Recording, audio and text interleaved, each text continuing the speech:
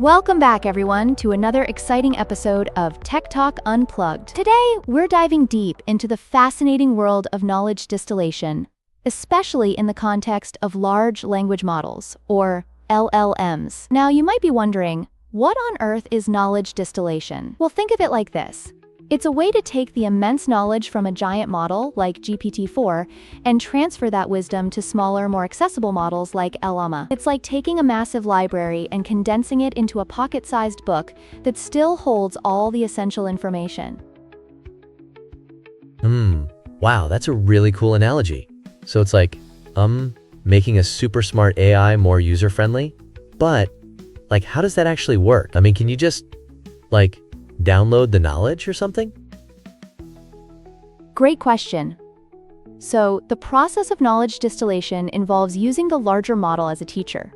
Imagine you have a brilliant professor who knows everything about a subject. Instead of just handing over their entire lecture notes, they teach you the key concepts, the important ideas, and the tricks of the trade. In this case, the larger model provides soft labels to the smaller model, guiding it on how to interpret data and make decisions.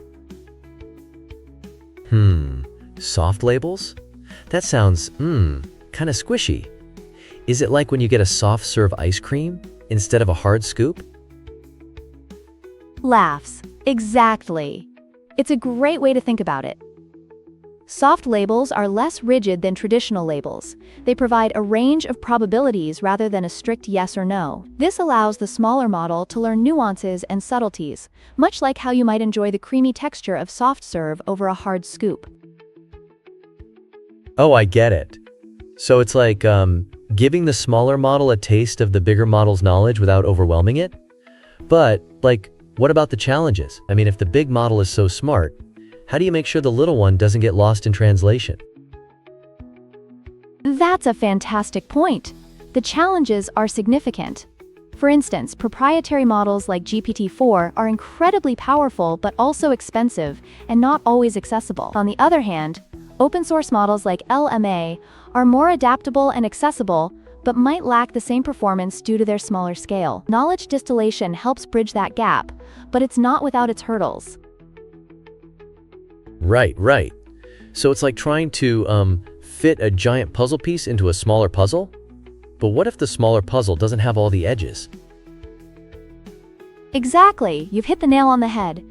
The smaller model needs to be trained in a way that it can understand and utilize the knowledge it's receiving. This is where the three pillars of knowledge distillation come into play: algorithm, skill, and verticalization. Each of these focuses on different aspects of the distillation process, ensuring that the smaller model can effectively learn and apply the knowledge.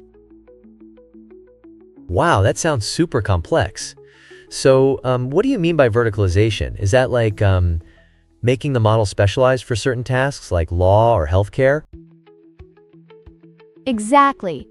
Verticalization is about tailoring the model to specific fields. For example, a model trained for healthcare would need to understand medical terminology and context, while one for finance would focus on economic data and trends. This specialization is crucial for improving the model's efficiency and effectiveness in real-world applications. That's really interesting.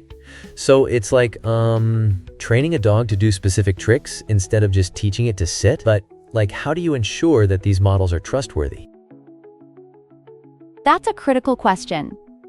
Trustworthiness in LLMs is a major concern, especially as they become more integrated into our daily lives. The survey highlights open problems in the field, such as data selection and reducing distillation costs. Ensuring that the models are trained on high-quality, diverse data is essential for building trust. Wow, it's like, making sure your dog is well socialized before taking it to the park. You want to make sure it knows how to behave around other dogs, right? Exactly. You want to ensure that the model behaves appropriately in various contexts. It's all about creating a robust training environment. So, as we wrap up, remember that knowledge distillation is not just a technical process. It's about making advanced AI accessible and useful for everyone. I'm really excited about this. It's like opening up a whole new world of possibilities. Thanks for breaking it down so well.